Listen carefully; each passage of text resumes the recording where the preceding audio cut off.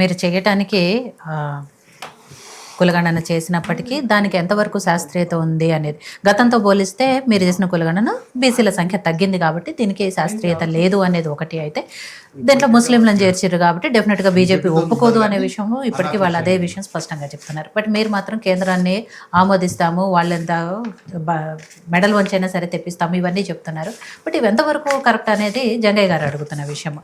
ఇదే విషయంలో ఏదైతే మీరు చేసిన కమిషన్కి సంబంధించి కూడా ఒక డెడికేషన్ కమిషన్ లేకపోబట్టే గతంలో తమిళనాడు రాష్ట్రంలో కూడా ఇది కోర్టుకు వెళ్తే అక్కడ వాళ్ళు కోర్టు కూడా కొట్టేసింది కాబట్టి ఇక్కడ కూడా డెడికేషన్ కమిషన్ లేదు. ఇక్కడ కూడా రేపు కోర్టుకు వెళ్తే అలాంటి పరిస్థితులు ఎదురవుతాయి. సో ఇన్ని చిక్కుముళ్ళున్నాయి బీసీ రిజర్వేషన్ సంబంధించి. సో కాంగ్రెస్ పార్టీ ఎలా డీల్ చేస్తుంది? మేడం, బీసీ డెడికేషన్ కమిషన్ లేదు అని అంటున్నారు కదా, నేను అడ్రస్ చెప్తా. HMWSSB ఖైరతాబాద్లో ఉంటుంది, వాటర్ బోర్డు రేర్ బ్లాక్లో ఉంటుంది ఖైరతాబాద్.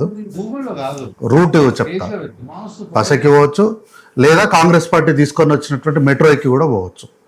ఖైరతాబాద్ మెట్రో స్టేషన్లో దిగి కింది రోడ్డు మీదకి వస్తే లెఫ్ట్ సైడ్లో బోర్డు ఉంటుంది, బీసీ డెడికేషన్ కమిషన్ తెలంగాణ ప్రభుత్వము అని. దయచేసి దాని లోపలికి వెళ్ళండి. బోర్డు నిజంగా ఆఫీస్ ఉందా లేదా, ఆ ఆఫీసర్ ఉన్నాడా లేదా పోయి మీ కల్లారా చూడండి. లేదు మా కల్లాగా మేము ప్రజలకు మొత్తం చెప్తామంటే నేను అభ్యర్థిస్తున్న రిక్వెస్ట్ అప్పీల్ చేస్తున్నా, మీరు కొంచెం టైం ఇచ్చి వాళ్ళ ఎంబడ మన కెమెరాను కూడా పంపించండి, వెనుకపోండి ఉందా లేదా ప్రజలకు లైవ్లో చూపెట్టండి. ఏం కావాలి ఇంకా? డెడికేషన్ కమిషన్ కాంగ్రెస్ పార్టీ వేసింది లేదు.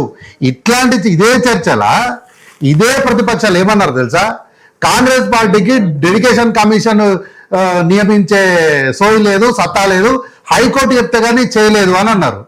ఇప్పుడేమో అసలే లేదు అంటున్నారు. మరి ఆ రోజు హైకోర్టు చెప్తే చేసింది అన్నది కరెక్టా, ఇప్పుడు లేదన్నది కరెక్టా? ఈ రెండిట్లు ఏది కరెక్టు? ఇప్పుడు నేను గతంలో మీకు అంటే ఇదే చర్చగా కులగణనకు లెక్కలు ఏంటి అనేది పూర్తి వివరంగా చెప్పిన, ఎంతెంత మంది ఉన్నారు, ఎట్లెట్లు ఉన్నారు అని. సరే, ఇది మా లెక్క చెప్పినాము, మీ లెక్క ఏందో చెప్పండి.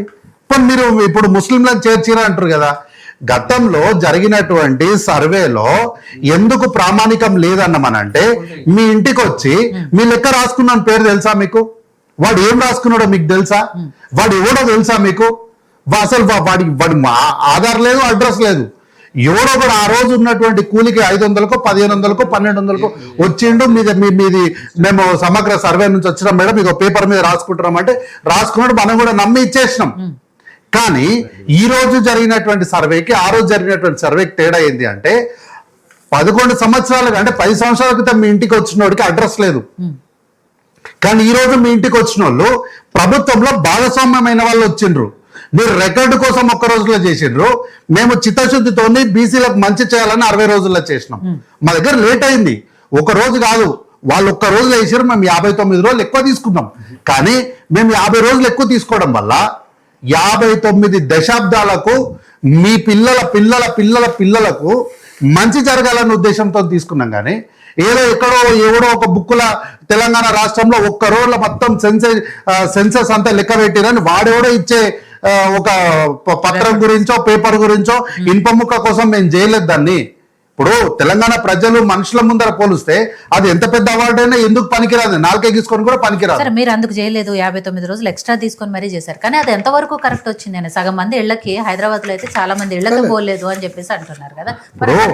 అందుకోసమే కదా మేడం, చాలా మంది ఇళ్లకు మా ఇండ్లకు రాలేదని కల్వకుంట్ల తారక రామారావు వచ్చి ప్రెస్ ముందర ఆయన పెద్ద మేధావిలాగా ప్రపంచంలో ఇంకా ఆయనకు మించినోడు ఎవరు లేనట్టు మాట్లాడినందుకే ఏం చేసినాము, సర్వేని రెండోసారి చేయలే. ఈ కట్ ఆఫ్ డేట్ అంటే ఈరోజు ఎంత 28 జూలై 2025 నాటికి సర్వే అయిపోయింది. అంటే చర్చలో భాగంగా చాలా మందికి జరగలేదని అసెంబ్లీలో వీళ్ళు మా మీద ఆరోపణ చేసిర్రు. వీళ్ళు ఆరోపణ చేస్తే మేము దాన్ని ఆరోపణగా తీసుకోలే, మేము దాన్ని సజెషన్ గా తీసుకున్నాం, సూచనగా తీసుకున్నాము, మంచిగా తీసుకున్నాం. మీరు చెడు చెప్పినా కూడా మీ చెడులో కూడా మేము మంచిగా తీసుకొని ఏం చేస్తాము, ఇంకొక వారం 10 రోజులు మళ్ళా ఈ వారం 10 రోజులు పలానా ప్రభుత్వ కార్యాలయాల్లో ప్రజాపాలన కేంద్రం ఉంటది, మీ ఇంటికి రాలేదంటున్నారు కదా, రాని వాళ్ళను మీరు మా లెక్కలోకి ఎవరు రాలేదో దయచేసి మీరు వచ్చి వివరాలు అందించండి అన్నాం. అంటే ఇప్పుడు ఏంటి అందించారా? ఎంత తేడా వచ్చింది అప్పటికి ఇప్పటికి? 97.83% సబ్జెక్ట్ కరెక్షన్ మేడం.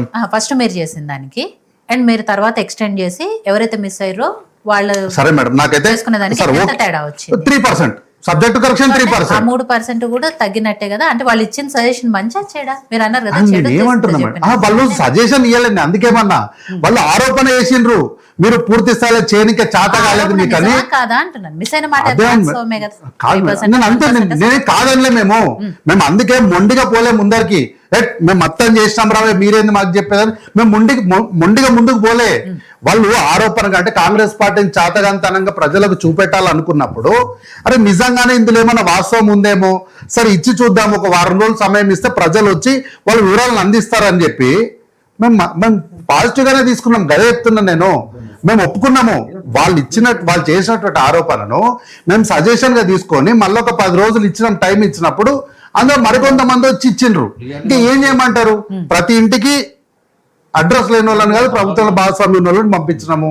వాళ్ళు కొంతమంది వివరాలు ఇవ్వలేదు. వాళ్ళు ఎందుకు సాక్షాత్తు కల్వకుంట్ల తారక రామారావు ఇవ్వలేదు కదా, బాధ్యత కలిగినటువంటి ప్రధాన ప్రతిపక్ష నాయకుడి కుమారుడు కదా, ఆ పార్టీకి కార్యనిర్వహణ అధ్యక్షుడు కదా, బాధ్యతగా తానే ముందుకొచ్చి ఇగో భయ్ నా వివరాలు, నా ఆస్తి వివరాలు, నా కులం ఇది, నా గోత్రం ఇది, నాకు ఇంత ఉంది, నేను రాజకీయంగా ఇంత ఉన్నా, నాకు ఇంత ఆస్తి ఉంది, నాకు ఇన్ని కార్లు ఉన్నాయి, ఇన్ని బంగ్లాలు ఉన్నాయి, ఇన్ని ఫామ్ హౌస్లు ఉన్నాయి, నాకు ఇంతమంది సంబంధం ఉంది. సంబంధం అంటే తప్పుగా కాదు, నా మిత్రులు, శోభిలాషులు, నా పిల్లలు, నా భార్య. నేను పాజిటివ్ చెప్తున్నా, మళ్ళీ మీరు వేరే ఏం తీసుకోవద్దు. నేను హీరోయిన్ల గురించి వాళ్ళ గురించి మాట్లాడతలేను. నా బంధాలు, నా సంబంధాలు, నా కుటుంబ సభ్యులకి ఇంతమంది అని మీరు వివరంగా చెప్పాలి కదా. దాన్ని చెప్పకపోగా నా వివరాలన్నీ ఎలక్షన్ కమిషన్ తాను ఉన్నాయి, పోయి తెచ్చుకపోండి అని బాధ్యత రహితంగా మాట్లాడినా కూడా దాన్ని మేము అన్నావా? ఏమనలేదు కదా. సరే భయ్ ఓకే మంచిది, తారక రామారావు గారు ఇస్తలేరు, సరే మంచి ఉన్నోళ్ళని ఇవ్వండి అని చెప్పినాం. కాబట్టి స్థానిక సంస్థల ఎన్నికలకు వచ్చినప్పుడు మేడం రామూర్తి గారు చెప్పండి. కార్తిక్ సోదరుడు హీరోయిన్ల గురించి మాట్లాడుతాడు, కరెక్ట్ కాదు అది. ఇప్పుడు ఏంటంటే మాట్లాడలేదు, నేను మాట్లాడట్లేదు ఆ విషయమో అని చెప్పారు. అది కరెక్ట్ కాదు. బంధాలు అంటే తప్పుగా అర్థం చేసుకోవద్దని చెప్పిన క్లియర్ గా. మళ్ళా కరెక్ట్ కాదు. నువ్వు కార్తిక్ బ్రదర్, నువ్వు భవిష్యత్తున్నోనివి, అనవసరంగా అన్న ఇదో నా భవిష్యత్తు నేను చూసుకుంటా కానీ నువ్వు గమ్మునుండిగా కాదు, అర్థమైందా? నువ్వు గమ్మునని మాట్లాడకు అట్లా మాట్లాడకని చెప్తున్నా. నోరు మూసుకోయ్యా, మంచిగుంది భాష నీకు. సరే నీ ఇష్టం. వద్దు మేడం, ఆయన బంద్ చేయమనండి. అయితే స్థానిక సంస్థలకు వచ్చినప్పుడు వీళ్ళు గతంలో స్థానిక సంస్థల ఎన్నికల్లో సర్పంచ్లకు ఏమని చెప్పారు తెలుసా? మీరు ఏమంటారు ఏకగ్రీవం చేయండి అని వాళ్ళొక వాళ్ళను ముందుకు తీసుకెళ్ళినప్పుడు ఎంతమంది? దాదాపు 16% మంది, అంటే 12,732 గ్రామ పంచాయతీల్లో 2,134 గ్రామ పంచాయతీలు యునానిమస్ చేశారు. యునానిమస్ చేసినప్పుడు వీళ్ళకు ప్రత్యేకమైనటువంటి నిధులు ఇస్తామని చెప్పిండ్రు. ఏం చేశారు మరి? ఆ నిధులు ఎవరికి ఇచ్చిండ్రు? ఈ రోజు వరకు మామూలుగా నిధులు పక్కన పెట్టండి, ఇచ్చినటువంటి ప్రత్యేకంగా మీరు యునానిమస్ ఇస్తామన్నటువంటి మాట ఇచ్చిన నిధులు అసలు దాన్ని లెక్కలకే తీసుకురాలే. వీళ్ళు వచ్చి ఈ రోజు కాంగ్రెస్ పార్టీ ఆ హామీ ఇచ్చింది కదా, కాంగ్రెస్ పార్టీ ఈ హామీ ఇచ్చింది కదా, ఎందుకు నెరవేరుస్తలేరని వీళ్ళు చాలా పెద్ద మేధావులాగా మాట్లాడుతున్నారు. కాబట్టి మనం ఏదైనా సరే మాట్లాడినప్పుడు ఏంటంటే మనం ఏం చేసినామని ఒకసారి చూసుకొని తర్వాత ఎదుటోళ్ళ మీద ఆరోపణలు చేస్తే బాగుంటుంది. అయితే ఇప్పటికీ ఏం చేయలేదు, వాళ్ళని పక్కన పెడదాం. కాంగ్రెస్ పార్టీ చెప్పింది బీసీలకు సంబంధించి 20,000 కోట్లు బడ్జెట్ లో పెట్టారు, ఆ నిధులు ఎటు పోయినాయి అని అడిగారు. ఈవెన్ రామూర్తి గారు అదే విషయం అడిగారు. నేను కూడా అడుగుతున్నా మేడం, ఎక్కడ పోయింది నేను కూడా అడుగుతున్నా, ఎక్కడ పోయింది నేను కూడా అడుగుతున్నా. బడ్జెట్ లో 20,000 పెట్టలేదు, అది చెప్పింది 20,000, ఇచ్చింది మాత్రం 9,200 కోట్లు అని చెప్తున్నారు. కానీ ఆ 9,200 కోట్లు ఫస్ట్ బడ్జెట్ లో ఖర్చు పెట్టలేదు, ఓన్లీ 25% కూడా ఖర్చు పెట్టలేదు. అదే విధంగా నెక్స్ట్ బడ్జెట్ లో కూడా 9,000 చిల్లర కోట్లు పెట్టిన, అది కూడా వాస్తవంగా ఒక 5% కూడా ఖర్చు పెట్టలేదు. అది వాస్తవం అయితే మీకు లెక్కలతో సహా మీకు స్టూడియో కాబట్టి స్టూడియోకి వస్తాం. రమ్మానండి మేడం, ఊకే స్టూడియోకి వస్తాను. ఎవరిని బెదిరిస్తారు వీళ్ళు? ఎవరిని బెదిరిస్తారు అంటున్నా. ఇప్పుడు వారు ఒకటి మేడం కాదు ఒకటి అట్లా కాదు. ఇప్పుడు వారు ఇంతకు ముందు ఏదో భవిష్యత్తు ఉంది అని నాకు చెప్పారు కదా, అదే సూత్రం వారికి చెప్తున్నా. చర్చా వేదికల పైన ఇది వారి సమయం కాదు, ఇది నా సమయం, నేను మాట్లాడుతున్నా, నా తర్వాత మాట్లాడాల్సింది వారే. అది ముందు అది నేర్చుకుంటే వారికి కూడా రాజకీయంగా భవిష్యత్తు ఉంటుంది. కాబట్టి నేనేమంటున్నా, అయితే ఈరోజు అంత ఇయ్యలేదు అని అంటున్నారు కదా, ఇప్పుడు ఈ 2,134 మందికి మీరు బ్యాలెన్స్ పెట్టారు కదా, వాళ్ళకి ఇస్తామన్న పైసలు ఎగ్గొట్టారు కదా. దాంతోపాటు 12,732 గ్రామ పంచాయతీలకు మీరు బిల్లులు పెండింగ్ పెట్టిపోయినారు కదా. తర్వాత కాళేశ్వరంలో మీరు గొప్ప కట్టిన కాళేశ్వరంలో బిల్స్ పెండింగ్ పెట్టిపోయారు కదా, రిటైర్మెంట్స్ పెండింగ్ పెట్టిపోయినారు కదా. ఇట్లా మీరు 8.19 లక్షల కోట్ల అప్పు తేగ అవి కాకుండా వీళ్ళందరికీ మనం బాకీయే కదా. ఇప్పుడు మొన్న ఇదే చర్చలో విద్యార్థులు వచ్చి మా ఫీజు రియంబర్స్మెంట్ అన్నారు. ఫీజు రియంబర్స్మెంట్ ఎవరు పెట్టారు సార్, మేము పెట్టినామని అడిగితే లేదు సార్ ఇది 10 ఏళ్ల నుంచి బాకీ ఉన్నారు మాకు. 10 ఏళ్ల నుంచి ఎవరున్నారు అంటే మందికి ఉన్న బిడ్డను మా బిడ్డని మీరు అంటున్నారు. 60,000 ఉద్యోగాల గురించి మాట్లాడారు. మరి మందికి పుట్టిన బుద్ధి మా బిడ్డని మేము ముద్దాడుతున్నాం వీళ్ళు ఆరోపణ చేసినప్పుడు ఈ 10 సంవత్సరాల ఫీజు రియంబర్స్మెంట్ కూడా వీళ్ళకి పెట్టిన బిడ్డనే కదా, వీళ్ళే ముద్దాడాలి కదా. కానీ ఇది ప్రభుత్వము, ఇది కంటిన్యూస్ ప్రాసెస్, మీరు బాధ్యత తీసుకోవాలని మా మీద అన్నారు. కాబట్టి ఏంటంటే మీరు మొత్తం అస్తవ్యస్తం చేసిపోయి ఇవన్నీ తెలియదా మీకు ముందు అని అంటే 2 లక్షల కోట్లు మీరు తీసుకుపోయారు అన్న సంగతి కాకు కూడా తెలియదు. కాగా అడిగింది 2 లక్షల కోట్లు ఏమైనా సార్ అంటే ఈ రోజు వరకు దానిపైన ప్రస్తావన లేదు. కాబట్టి రెండోసారి సర్వే చేయలేదు, డేట్ ఎక్స్టెండ్ చేసినాం. తర్వాత మీరు 16% మంది యునానిమస్ అయినటువంటి గ్రామ పంచాయతీలను మొత్తానికే మోసం చేశారు. బీసీ డెడికేషన్ కి సంబంధించిన అడ్రస్ చెప్పిన దయచేసి అన్నగారు ఎవరు వెళ్ళినా కూడా మంచిదే. అయితే అన్నయ్య ఉండి భవనాలు శాంక్షన్ చేశారు, ఆత్మగౌరవ భవనాలు, దానికి తట్టెడు మట్టి తీస్తలేదు కాంగ్రెస్ పార్టీ అని అంటారు. సార్ మీరేమో భవనాలు దీని గురించి మీరు ఆలోచన చేస్తున్నట్టున్నారు, మేమేమో బతుకుల గురించి ఆలోచన చేస్తున్నాం.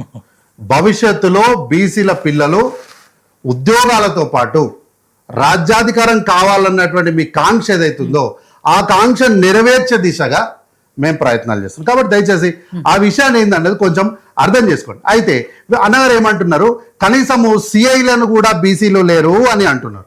అయితే Subrahmanyam Jaishankar Brahmin, Nirmala Sitharaman Brahmin, Nitin Gadkari Brahmin, Smriti Irani Brahmin, Ramesh Brahmin, Prakash Jawahar Brahmin, Mahendranath Pandey Brahmin, Pralhad Joshi Brahmin, Ravishankar Prasad Brahmin, Giriraj Singh Brahmin, Arvind Brahmin, Gajendranath Singh Shekhawat Rajput. చెప్పండి ఇప్పుడు మీరు ఎంతమందికి ఇచ్చిండ్రు? మీరు మమ్మల్ని సీఎల్ అంటున్నారు కదా, ఆర్మీ ఆఫీసర్ బ్రాహ్మిన్, ఇట్లా చెప్పుకుంటా పోతే ఇంకా ఎన్ని ఇంత హైరార్కీలు ఎంత చెప్పుకుంటా రావాలి. ఇప్పుడు మా దగ్గర మేము సిఐలను ఇస్తలేమంటున్నారు కదా, నేను ఈ వేదిక పై నుంచి మిమ్మల్ని డిమాండ్ చేస్తున్నా, ఇమ్మీడియట్ గా శాసనసభ పక్ష నేతకు ఉన్నటువంటి ఓసీని మీరు తీసేసి మా పాయల్ శంకర్ అన్నకి ఇవ్వండి.